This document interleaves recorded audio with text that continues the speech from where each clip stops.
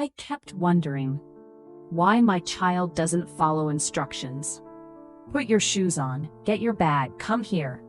I was saying too much, all at once, but she just stood there, looking confused. And I felt frustrated. I thought she just wasn't listening.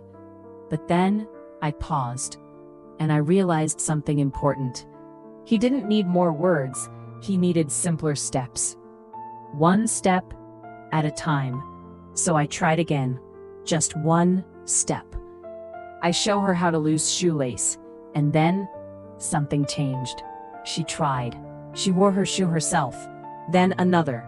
Children learn better when tasks are broken down into small, simple steps. And suddenly, he understood. And in that moment, I realized every small step is a big win. Follow for more steps and tips to help in your journey.